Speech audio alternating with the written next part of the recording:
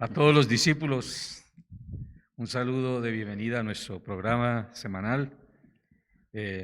Buenos, Padre Justiniano, Padre ¿cómo le ha José, ido? muy bien, gracias, Padre. Con la ayuda de Dios todo muy bien. Con Él ¿Cómo le todo fue en el Corpus Christi? muy bien, Padre. Uno no puede decir que en la Eucaristía le vaya mal, siempre le va a uno bien. Y ¿Cierto? más en el Corpus Christi, y más en la expresión de cariño que la gente muestra a Cristo verdaderamente presente en la Santa Eucaristía. Y con el día anterior que se celebraba el 13, la fiesta de San Antonio de Padua, también fue un hombre eucarístico y doctor de la Iglesia, pues qué mejor preparación. No, salió Muy bien. muy sentido, muy Bueno, y lo vivido. mismo les preguntamos a todos los discípulos de la hora décima, ¿cómo les fue de Corpus Christi? A muchos de pronto, ¿cuándo fue? Bien, este domingo que terminó, la iglesia celebró esa gran solemnidad del Corpus Christi. Hasta el Papa Francisco la cambió para el domingo, porque allá en Italia era común esa procesión desde Santa María la Mayor hasta San Juan de Letrán con el Papa. No la hizo el jueves, la hizo el domingo. Algunas parroquias la hacen los jueves. Pues sí, está bien, pero lo importante es que la comunidad, Mm. los cristianos celebren este misterio Sí, señor. y la iglesia pues facilita, bien sea el jueves o bien el El domingo, domingo. pues el domingo está la comunidad congregada. Sí, sí, señor. Es el día del Señor. Bueno, entonces vamos a tener una oportunidad muy bella para hablar de la Eucaristía, para hablar de esta fiesta y para tomar conciencia una vez más de este gran misterio que se le confió a la Iglesia mientras el Señor vuelve, Sí, porque es un misterio para administrar desde que el Señor subió al cielo, desde la la ascensión, ascensión. hasta que Él vuelva, ¿sí? ¿Qué hacéis mirando ahí al cielo? Ese Has- que se fue volverá. sí, sí, es importante ese detalle, la Eucaristía hasta que Él vuelva, Sí, ¿sí? Entonces anunciamos tu muerte, proclamamos. ven Señor Jesús, Ven, hasta Señor. que Él vuelva, la iglesia celebra la Eucaristía. Bueno, yo tengo varias ideas que quisiera compartir con usted, Padre Justiniano, y con todos los discípulos. Eh, Primero, pues inspirado en la tradición, y Ujú. no quiero ir tan lejos en la tradición, sino quiero también considerar tradición a los recuerdos que tengo de mi infancia, de mi pueblo, ¿sí? De mi parroquia, en mi niñez, Pueblo de Yopal. y tomar eso también como parte de la tradición que me ha dado esta fe Mm. eucarística. Quiero tomar ese elemento porque la fiesta del Corpus se llena, podríamos decir, de un color especial, un color espiritual especial, cuando uno se conecta, Mm. ¿sí? Como dice la Escritura, con el Dios de sus padres, pero no solo con el Dios de sus padres, sino con la experiencia de fe de sus padres. Ahí me gusta mucho aludir en mis enseñanzas cuál es la experiencia de fe de su familia, ¿sí? De sus abuelos. ¿Por qué? Porque el discípulo sabe que en sus manos hay un tesoro que fue Que pasado fue, como una antorcha encendida y que no se puede apagar. no sé, padre, ¿se acuerda de la primera lectura del día de ayer? La viña de Nabot. Que Nabot no le quiso vender al rey su viña. Dijo, no, esa es la heredad de mis padres. Y hay de que yo venda la heredad de mis padres. No, y no la vendo. Eso es lo más sagrado. Y yo le hablo a la heredad no material.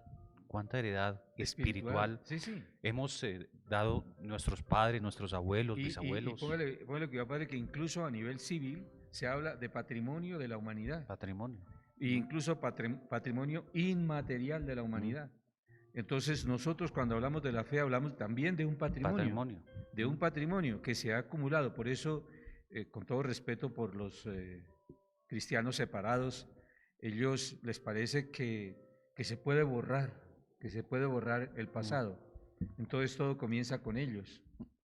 Todo comienza con su grupo, de pronto con Martín Lutero, como los más mm, tranquilos, pero en general borran el pasado, es lo que el pastor les dijo hace 8 días y ahí comienza todo. mm.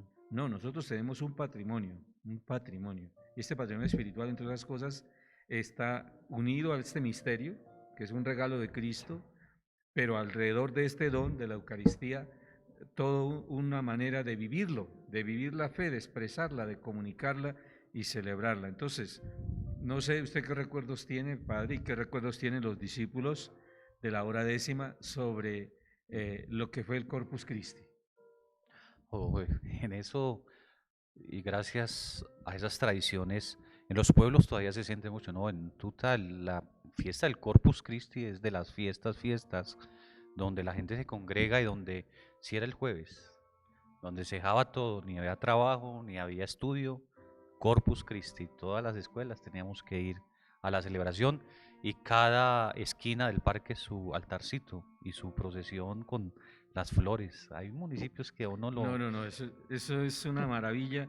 Eh, yo digo, la vida urbana, que lo está copando todo prácticamente, tiene muchas ventajas y muchas cosas bonitas, pero también este mismo urbanismo ha arrasado con una cantidad de elementos del patrimonio espiritual, por ejemplo, de las comunidades cristianas, entre otras cosas, la gran fiesta del Corpus Christi, porque celebrar en una ciudad con tanto carro que va, que viene, con gente corriendo, haciendo footing todos los domingos y con los perritos que lo salen a pasear y todo eso, pues, y la gente se levanta muy tarde. En la ciudad la gente Sí. se despierta muy tarde o se levanta muy tarde. Y por lo general, padre, no sé, las personas de ciudad dejan la Eucaristía es para finalizar el domingo. Participan más en las horas de la tarde, de la noche ya, en la Eucaristía. Muy distinto a los pueblos. En los pueblos la gente, La si gente les coloca madruga. misa a las 5 de la mañana, es la misa más concurrida. Sí, sí, sí. Entonces, digamos que no hablemos tanto del fenómeno urbano de la ciudad, sino de este fenómeno que era nuestra sociedad hace 20, 30, 40 años, cuando todavía se sentía el aroma del campo, de la ruralidad y, y lo que era esta fiesta. O sea, lo que usted dice era una fiesta, ¿Mm? porque a diferencia de otras fiestas religiosas incluso, especialmente en torno a los santos, donde se hacen grandes festivales y música y baile y todo eso, la fiesta del Corpus era eminentemente espiritual. Claro. ¿Sí? No habían pachangas, no habían tomatas, no habían bailes, no había nada. Era este gozo de celebrar a Cristo que peregrinaba, podríamos decir, por nuestras calles, por nuestras veredas. Y que es el único día mandado en la iglesia que sale nuestro Señor en procesión solemne. Pues Él sale cuando visita a los enfermos, cuando le lleva a los enfermos, pero en una procesión solemne por las calles es el Corpus. El Corpus, sí, el Corpus. Bueno, otro elemento es el tema del digamos, del salir que usted está hablando, pero al mismo tiempo de expresar públicamente, del comunicar públicamente la fe, ¿sí? Y el cantar, el cantar. Nosotros hemos perdido eso. Si usted ve la Sagrada Escritura está llena de evidencias en las que el pueblo de Dios celebraba de manera pública. Recuerden cuando trasladaron el Arca de la Alianza al Templo de Jerusalén, esa procesión que duró varios días, ¿sí? Y cómo todo el pueblo y la gente danzaba y la gente cantaba. Incluso el rey David prácticamente comenzó su ministerio de alabanza a partir de esa experiencia de procesión. Lástima que nos hayamos dejado quitar eso. Pues sí, nos No hemos sé ido, por qué. es decir, hemos hecho una cosa ahí un poco rara y es pensar que para Dios el espíritu y para el mundo el cuerpo. Entonces la fiesta involucra el cuerpo y la pachanga y todo eso, pero realmente la danza, el cuerpo en su expresividad, forma parte también de la dimensión de la fe, de la dimensión espiritual. Por eso el creyente sale, aplaude, levanta las manos, canta y se alegra en el Señor, ¿sí? Y eso involucra también su corporeidad. Sí. Nosotros en el Corpus Christi teníamos, otro elemento era el tema de la familia. Era un tema, una fiesta que involucraba a toda la familia. Si recuerda usted dice que las escuelas lo llevaban a uno, pero no era que lo llevaban a uno, pues sino era que era, digamos, uno no se pensaba de otra manera que saliendo con esos festones y en las Sus cintas y todo eso, estandartes, todos los sus estandartes pabellones. y el uniforme. Mm. Sí, era algo muy especial. Bueno, eh, entonces teníamos la familia, teníamos niños, jóvenes, etcétera, etcétera, pero digamos lo esencial del corpus, ahora vamos a lo esencial, porque estas son expresiones que pueden cambiar con las generaciones y con las épocas, pero lo esencial del corpus está presente y vamos a detenernos un poco en lo esencial del Corpus Christi. No nos pase lo de un sacerdote, es un cuento, A ver, en eso, en un Corpus Christi. Él se afanó por organizar a la comunidad, entonces este altar, embellecer el templo, las flores, todo muy bien. Llegó el momento de la procesión, colocó la custodia y se fue con la custodia, no colocó a nuestro Señor. Y entonces, claro, en el primer altar, no, Padre, no viene nuestro Señor, no viene el Santísimo, la custodia está sola, cualquier cosa se nos puede olvidar. Y es lo fundamental, lo esencial. lo esencial. Lo esencial es lo que Lo no te puede esencial, olvidar. sí, sí, sí. Oye, usted me hizo acordar del obispo anterior, el obispo emérito de Tunja, que cuando llegó, recuerdo las primeras celebraciones que hizo en el seminario mayor, y era cuando los seminaristas recibían el alba, el primer año que se ponen el alba, ese ornamento blanco que usan los clérigos. Sí, y contó esta historia a propósito de lo esencial, que una vez en un pesebre por Navidad, en una casa, un niño, viendo que al niño Jesús allá en el pesebre y todo desnudo, y sí, el niñito pensaba que el niño Jesús de pronto tenía hambre y que estaba pasando frío, y le habían dado el bananito de onces para llevar a la escuela, y entonces sacó el bananito del morral y fue y lo puso allá en el pesebre, al pie de la cunita del niño Jesús, y se fue para la clase. Bueno, volvió ya terminada la clase, volvió y pasó y vio el banano como estaba madurito, y entonces sí, le quitó la puntica y lo apretó y sacó un poquito de sí, y estaba tan rico, dio una vuelta y volvió y siguió apretando el bananito y lo sacó y le fue sacando toda la pulpa al banano por la puntica, ¿sí? Y al final dejó el bananito allá formado, pero nada por dentro. La sola cáscara. La sola cáscara. Le decía al obispo a propósito de esto a los seminaristas que ellos no podían ser como ese bananito, o sea, la sola cáscara, el solo ornamento blanco, pero por dentro nada. Lo que se ofrece es lo que va por dentro. Lo mismo en la Eucaristía. En la Eucaristía, de todas estas cosas que estamos hablando, los adornos y las expresiones, pero lo esencial, ¿qué es? ¿Qué es lo esencial? Vamos a ver qué es lo esencial. ¿Qué saben los discípulos de la hora décima sobre la Santa Eucaristía? Digamos en pocas frases todo lo que nosotros sabemos y luego tratamos de ordenar y explicar las ideas. ¿Qué sabemos? ¿Qué saben ustedes? ¿Qué cosa es la Eucaristía? ¿Qué es este misterio? Porque relativamente entre todos tenemos muchísima información sobre lo que es el misterio eucarístico. Padre, se inicia desde el mismo nombre que se utiliza, la categoría que es Eucaristía. A veces nosotros la Santa Eucaristía, pero no sabemos qué significa Eucaristía, utilizamos otros nombres.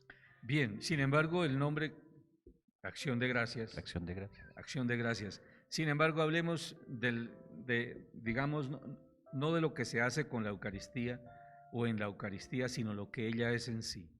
Entonces, varias expresiones. Primero, que ella es pan.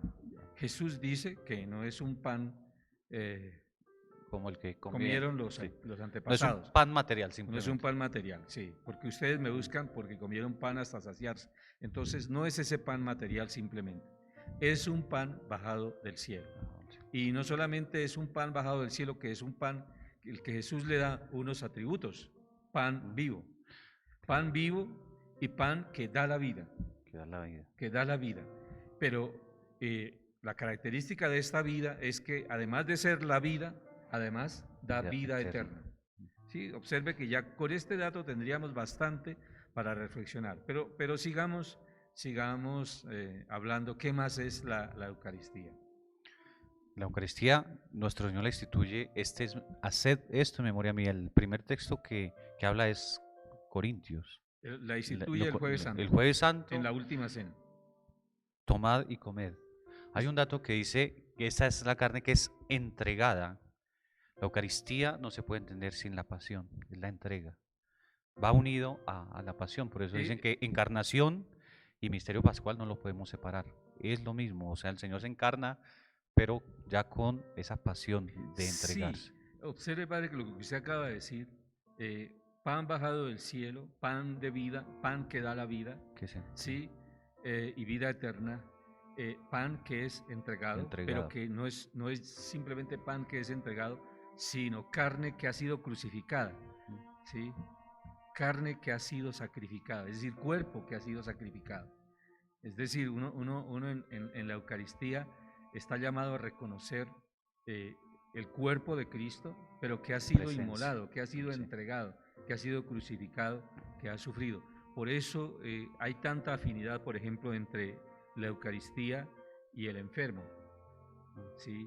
Porque la Eucaristía porta el misterio de una carne que ha pasado por el sufrimiento, ¿sí? Por la cruz.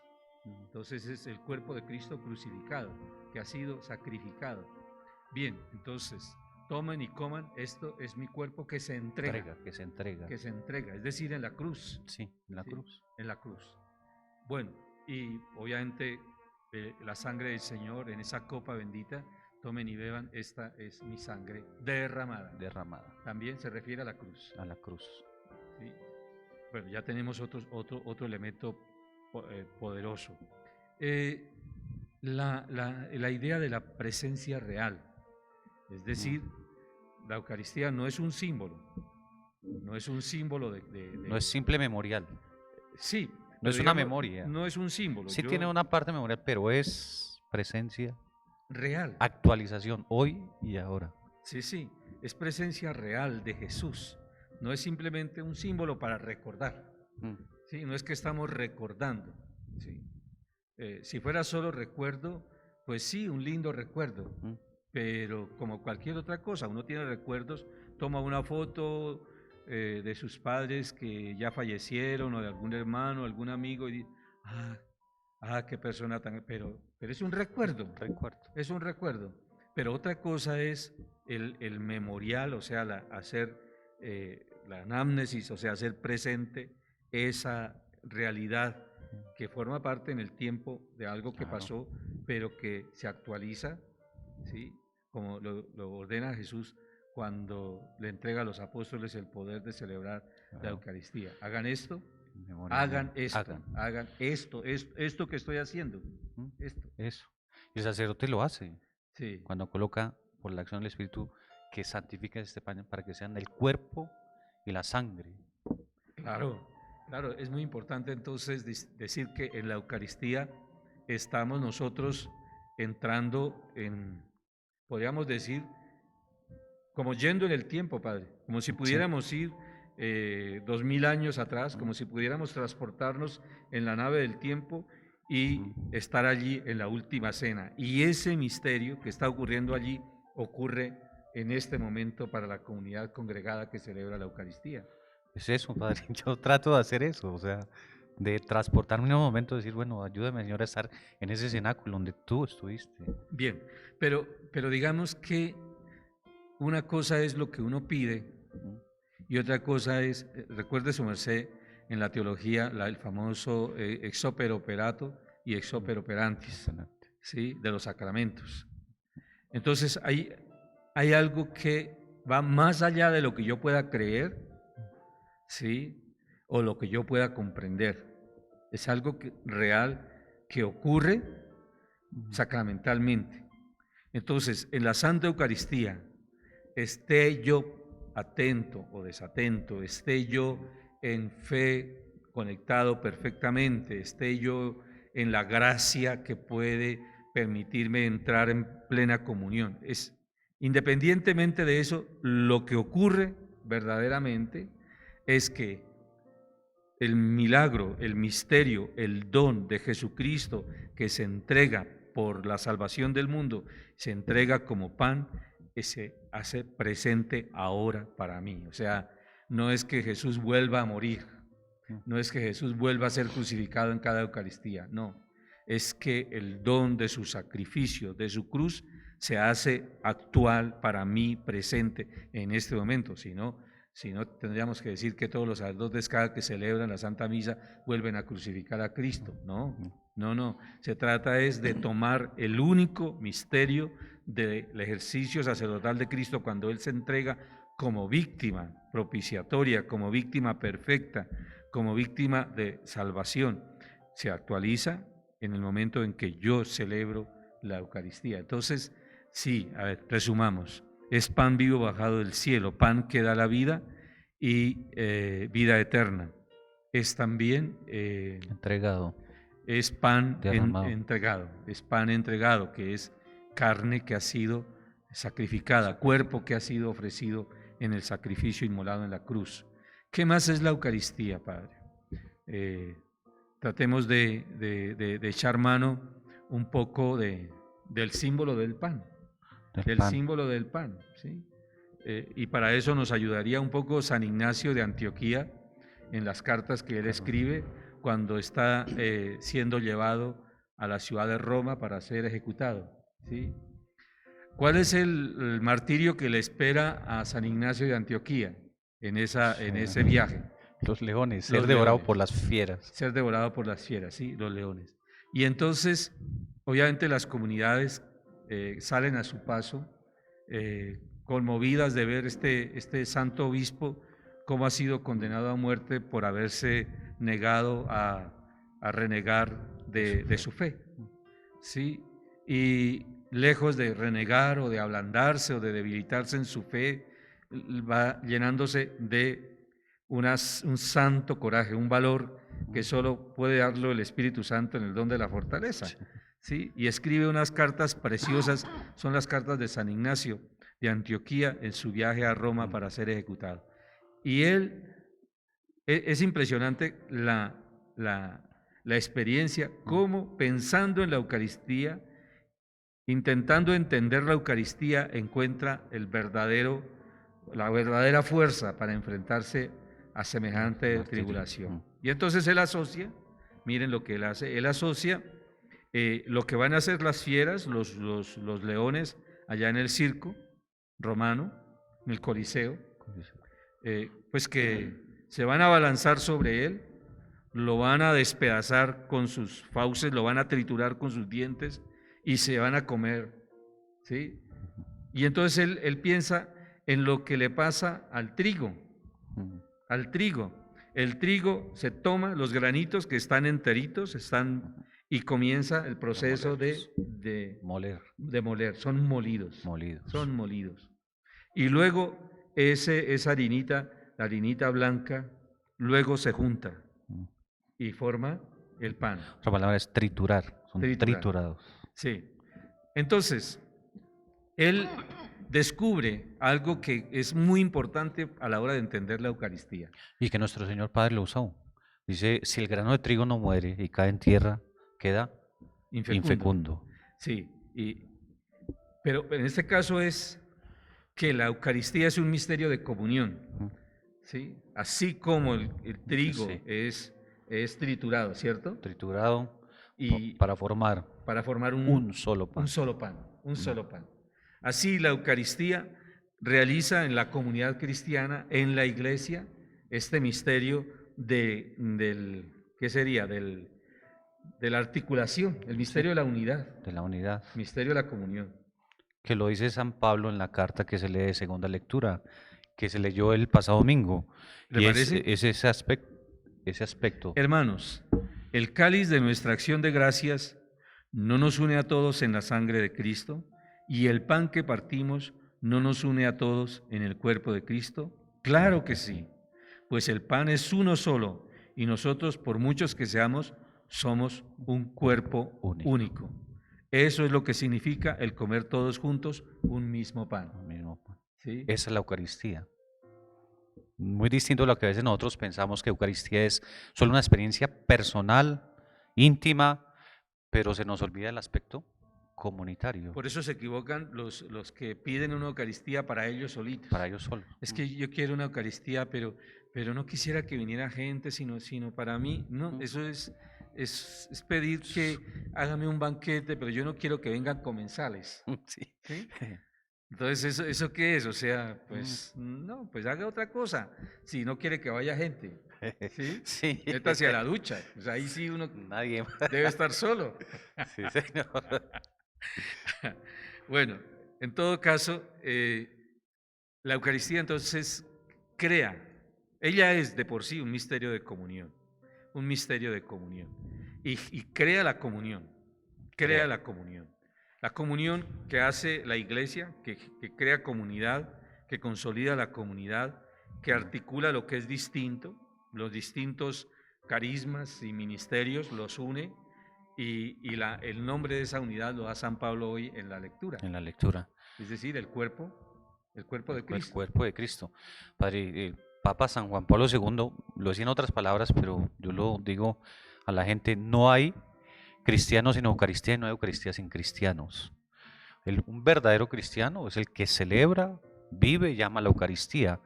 Ahí hay una gran diferencia entre los que nos podemos llamar cristianos, pero la Eucaristía como que no tiene validez. Bueno, yo me ponía a pensar qué tanto le debe la Iglesia a la Eucaristía. O sea, yo tengo la impresión, usted me puede corregir, los discípulos, a propósito, los discípulos pueden dejar sus comentarios porque queda en YouTube, bien sea de Telesantiago o de la parroquia de la Santa Cruz de Tunja. En YouTube queda este discipulado grabado para que lo puedan ver en cualquier momento. Pero, ¿qué piensan los discípulos de la relación entre la Eucaristía y la Iglesia tal como ella es? ¿Sí? Como está incluso visiblemente estructurada en la realidad. Pues Padre, pensemos un momentico, mientras vamos a unos mensajes de interés. Bueno. Y allá pueden también contestar en estos mensajes de interés y volvemos con esa respuesta. Bueno.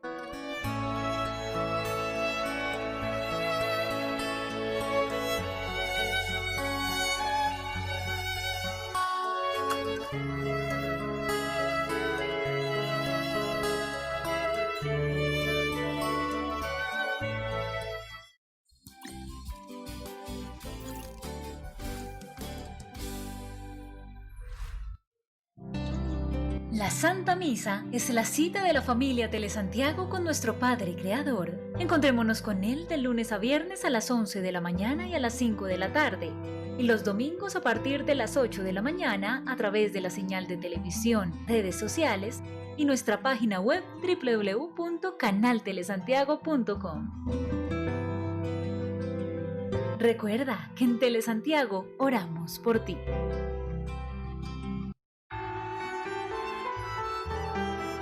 La Madre Laura Montoya nos enseñó a ver el rostro de Jesús reflejado en el otro, a ser generosos con Dios y a llevar la alegría del Evangelio con la palabra y el testimonio de vida al más necesitado. Todos estamos llamados al camino de la santidad. Haz parte de las misioneras de la Madre Laura. Contáctanos en madrelaura.org, en los teléfonos 312-351-9590 o 313-831-7435. En las redes sociales nos encuentras como Santa Laura Montoya.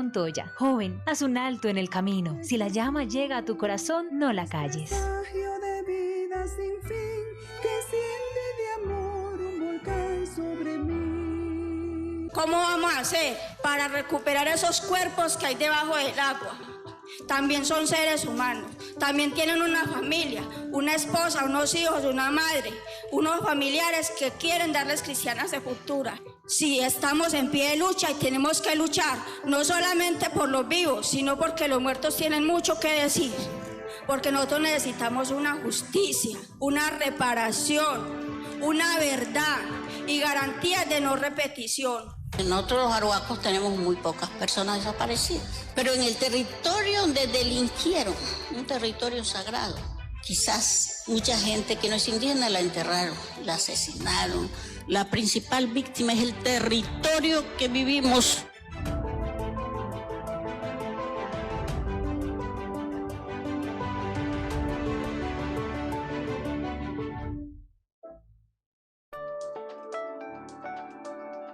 Camila, 28 años, se sube al bus sin mantener la distancia mínima de 1,5 metros. No lo sabe, pero la persona que va a su lado es positivo para COVID. Llega a casa, saluda a Paula, su hija de 9 años, y a su abuela Rosa de 72. Camila es asintomática. Su hija tiene fiebre. Su abuela no puede respirar. Todas son positivo. Paula y Camila se recuperan. Rosa fallece. Camila, ¿por qué no tomas la distancia mínima? Su excusa, ya uso tapabocas. ¿Para qué más? Tus excusas ponen en riesgo tu vida y la de muchas personas. Aprendamos a convivir para poder vivir. El futuro es de todos. Gobierno de Colombia. Es hora del correcto lavado de manos. En Telesantiago, el COVID-19 lo combatimos todos.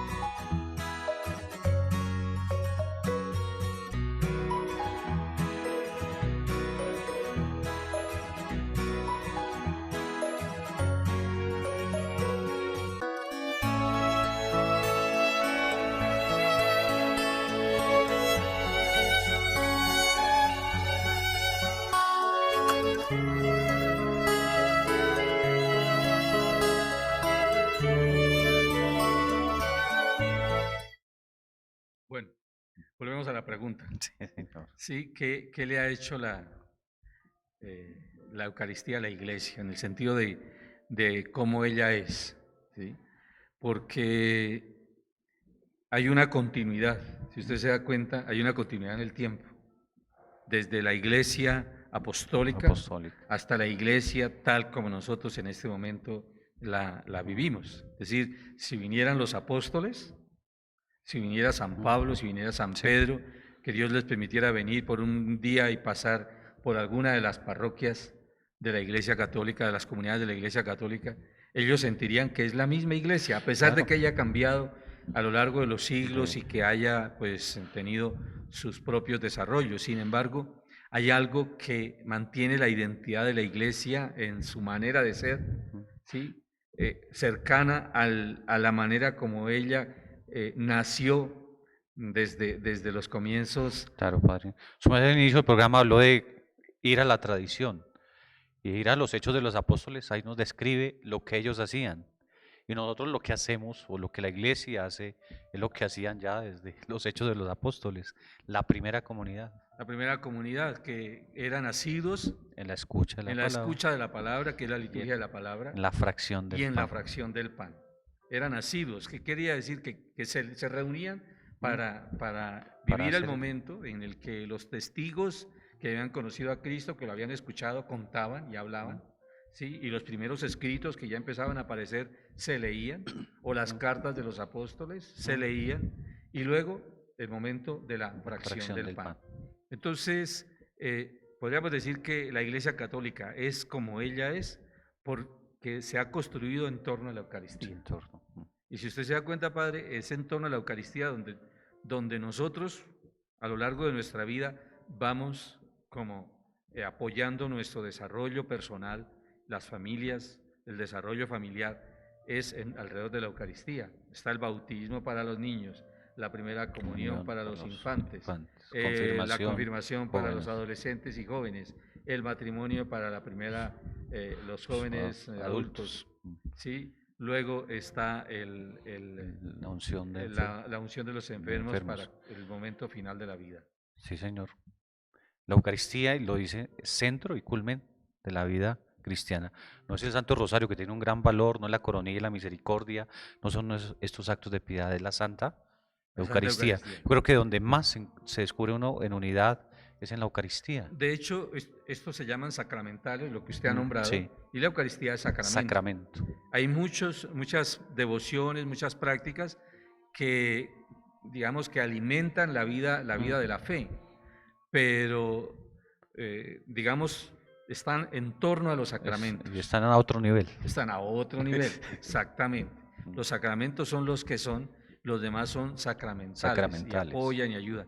Yo veía a veces que a gente que rezaba el Santo Rosario durante la Santa Misa.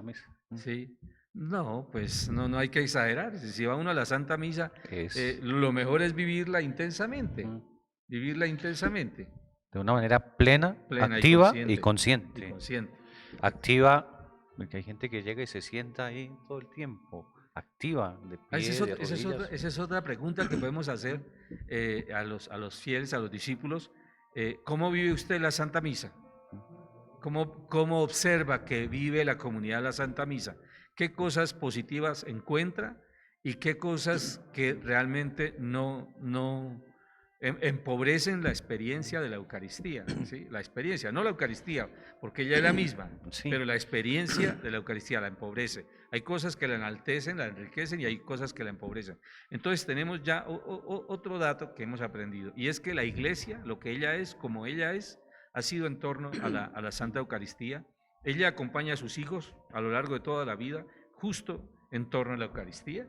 En torno a la Eucaristía. Ahora examinemos un poquito cómo vive la comunidad la Eucaristía.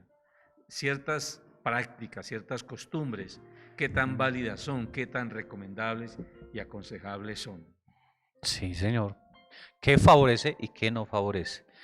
Monseñor Luis Augusto, él hablaba mucho de la parte estética. Dijo, a veces la parte estética no está al servicio de la celebración litúrgica. Cuando usted coloca las flores mal, cuando usted coloca cosas en el lugar de Dios, eso estético no favorece. A propósito, en el sitio de la parroquia de la Santa Cruz de Tuga, que pueden ustedes entrar,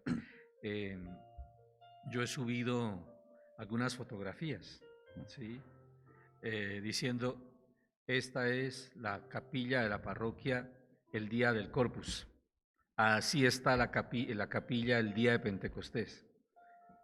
Y la gente me escribe diciendo, padre, qué hermosura, lo que usted está diciendo, la parte estética.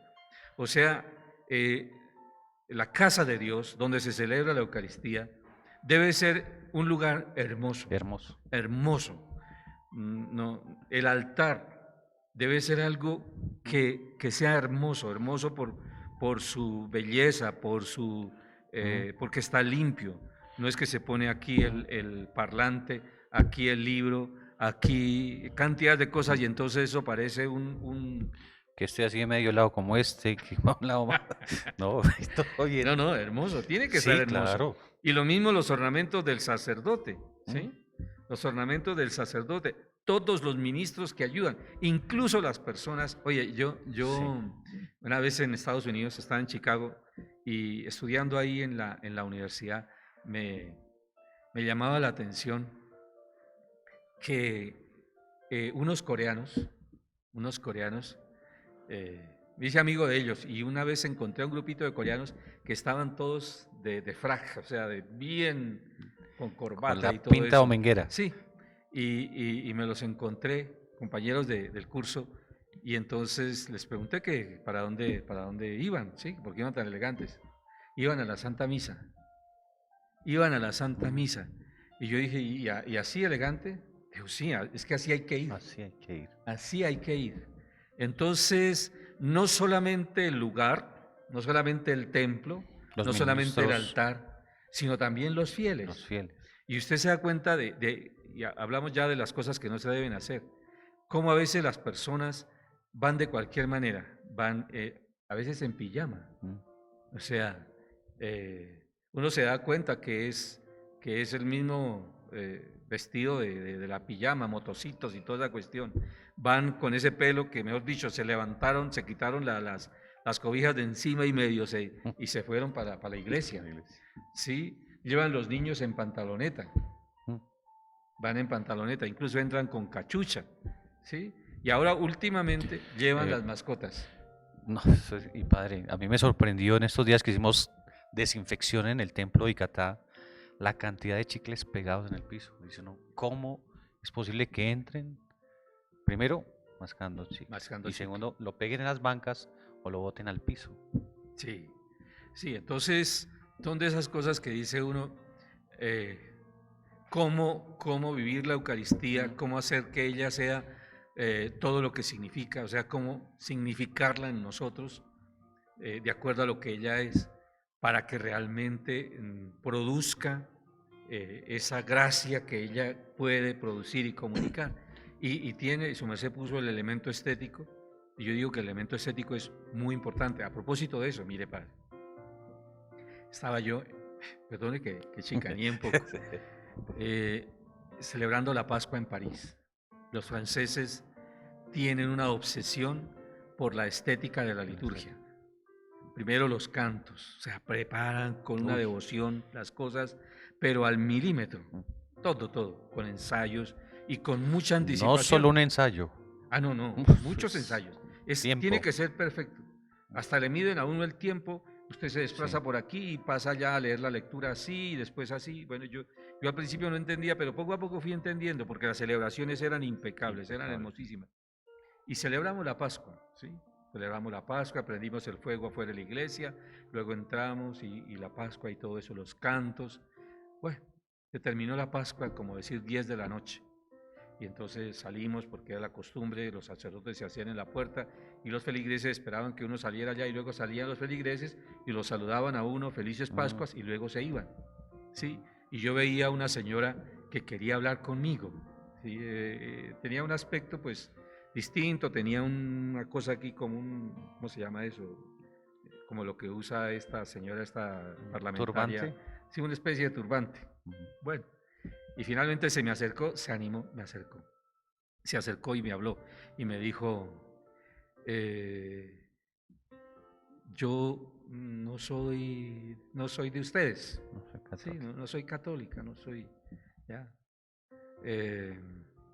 pero me quedé, vi que cuando ustedes empezaron, me quedé un momento y después no me fui, sino me quedé en la puerta todo el tiempo y estuve observando. Y me quedé todo eso que ustedes hicieron. Pero les quiero decir una cosa. Algo tan bello tiene que ser cierto. Sí.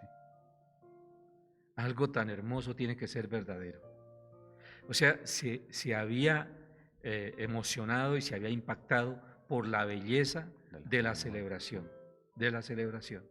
Entonces, yo sí creo que los discípulos, los cristianos, debemos pedir, exigir, pero aportar también con nuestra manera de ser a que nuestras celebraciones sean bellas, sean hermosas, a que nuestro templo sea hermoso. O sea, si ustedes ven que el templo está abandonado, que está sucio, que no sé qué, que las flores están, ¿sí? Que los vasos sagrados ya son viejos, que los ornamentos, que el piso está, ¿sí? La comunidad debería decir, no. Nosotros queremos que la casa de Dios, que las cosas de Dios sean como pensaba, ¿se acuerda usted, David, con respecto a Caín? Sí. David, dice la Escritura, que escogía siempre lo mejor para ofrecerlo a Dios. Solo ofrece lo mejor. Entonces, lo mismo, si la Eucaristía es el corazón de la iglesia y le ofrecemos el corazón al Señor, se debe ofrecer en las condiciones más bellas, más hermosas. Padre, otro elemento que creo que ahí nos jalan las orejas a todos, es el tema de preparación. Como ya lo ha dicho, una preparación remota para esas ceremonias importantes, pero el tiempo con el cual llegamos nosotros a la celebración.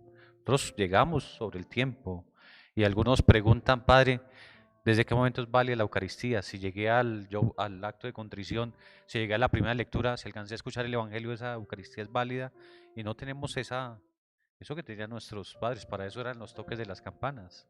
El primero, el segundo era para ya estar, al menos ahí en la puerta de la iglesia, y el D era ya estar preparados. Sí, yo he visto cosas como estas, padre. Pues no estamos juzgando ni criticando, ni más falta, sino simplemente charlando. Familias que viven a unas 2 cuadras de la iglesia, porque no sabe dónde vive, ¿sí? Y llegan tarde a la Santa Misa. Pero no solamente llegan tarde los adultos, sino que junto con los adultos traen los niños. ¿Qué entiende un niño cuando su papá lo lleva tarde a la Santa Misa? Cuando su mamá llega tarde a la Santa Misa, ¿sí? Y luego la manera como entran a la iglesia, ¿sí? Entran, y valga la expresión, como Pedro por su casa. Eso quiere decir que, a propósito de eso, tengo otra historia. Otra Pero historia. esos sirven, iluminan bastante. Bueno, y estaba yo celebrando el jubileo, mi jubileo sacerdotal, 25 años de sacerdocio, y me fui a hacer la famosa visita a Roma, a los siete santuarios de Roma, 7 iglesias de Roma, para ganar la indulgencia. Y llegué a una de las grandes catedrales fuera de la ciudad, la San Pedro, San Pablo Extramuros, San Pablo. ¿sí? Y esa es una hermosura, el piso es un mármol resplandeciente, todo hermoso, y quitan las sillas, tal vez para el tema de los turistas, para que se puedan mover, ¿sí? Y estaba yo con otro sacerdote y un laico, estábamos ahí todos recogidos ante tanta hermosura, cuando vimos unos niños que entraron patinando, o sea, con patines, y patinaban en ese sí, y entonces, pues yo lo frené, o sea, yo me llené aunque no era mi iglesia, ni yo era párroco, ni era italiano, pero sentí en ese momento, digamos, ¿y esto qué está pasando? Y entonces me dirigí al niño, a los niños que entraban, y los frené, ¿sí? Con el italiano, que más o menos todavía me acordaba. Y este niño me hizo 2 preguntas.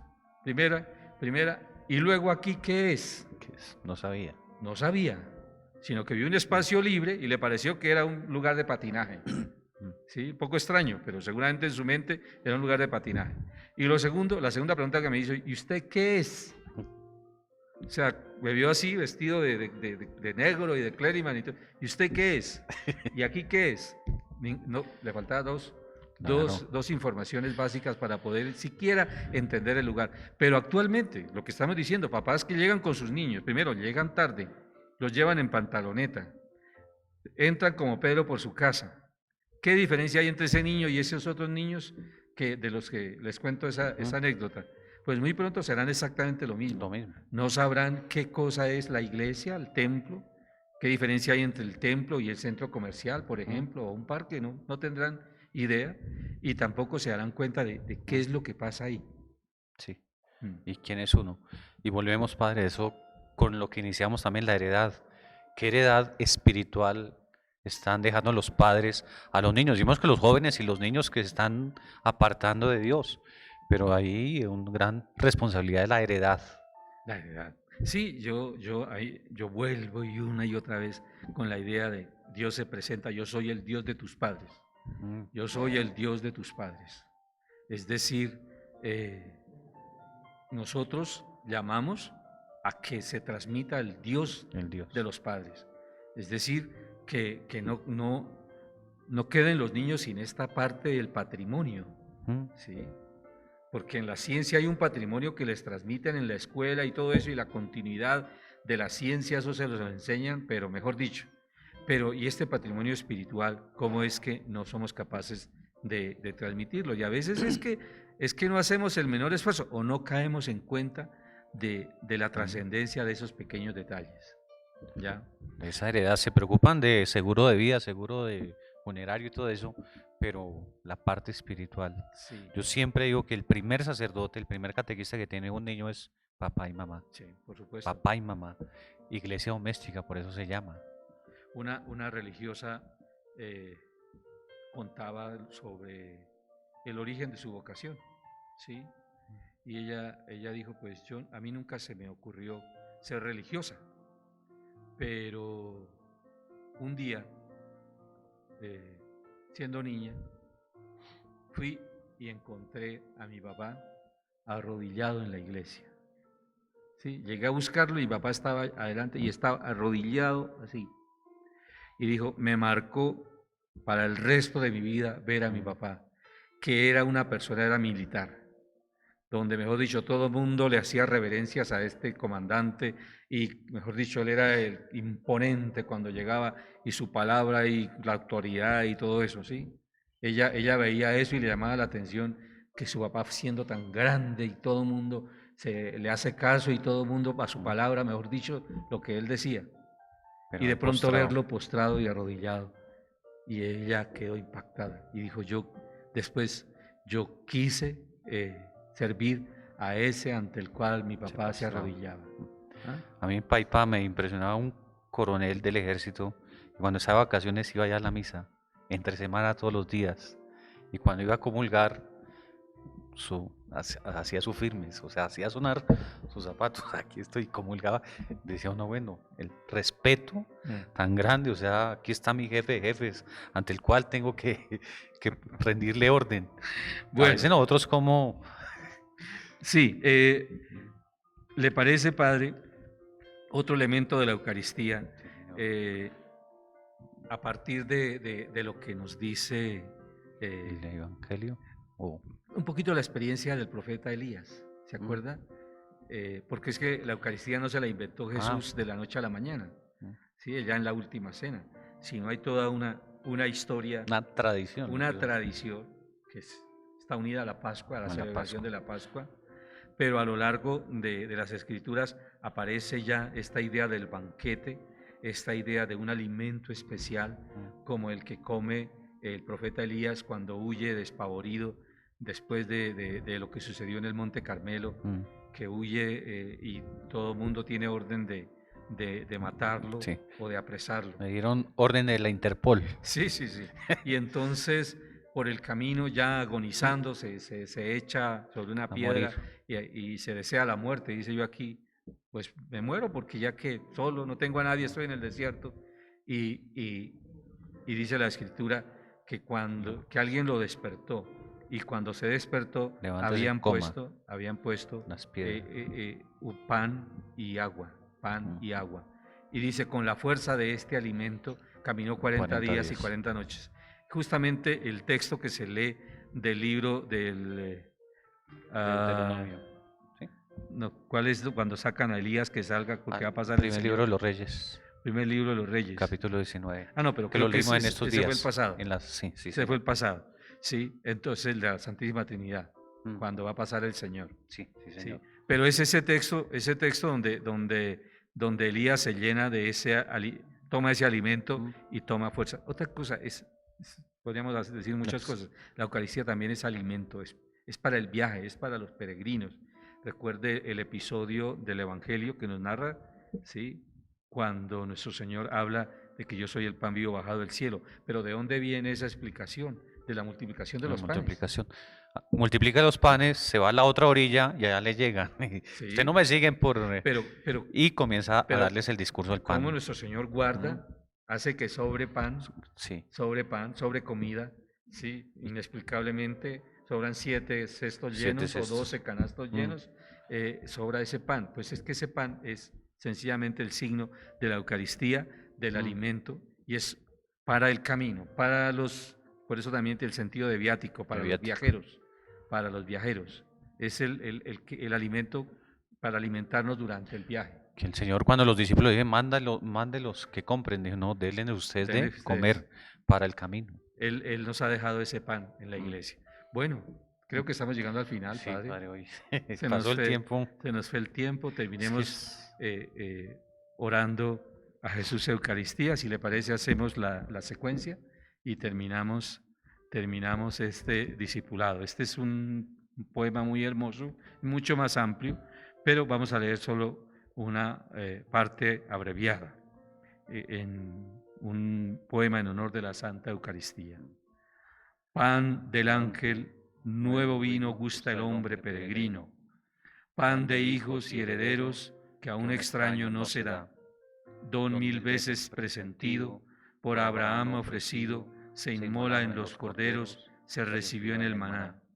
Buen pastor, pan verdadero, tu piedad aquí patente nos proteja y nos sustente, y hasta el fin por el sendero de la vida guíanos. Tú que ahora a verdes prados nos llevas, pobres mortales, en el cielo comensales, ya en tu pecho recostados, tus raudales ábrenos. Amén. Bueno, Señor los bendiga a todos, nos haga eucarísticos, nos haga vivir este gran misterio y con la fuerza de este alimento proseguir este camino. Sí, Señor, y si Dios quiere, dentro de 8 días. Lunes es festivo, el martes, 10 de la mañana, nos volveremos a encontrar. Otra fiesta, Sagrado Corazón. Sagrado Corazón de Jesús. Discipulado de la hora décima, hablando del corazón de Jesús. Casi Sí, nada, señor. ¿no? Sí, señor. Bueno, que estén muy bien, la pasen muy bien. Feliz día, feliz y bendecido día para todos. Feliz y bendecido día.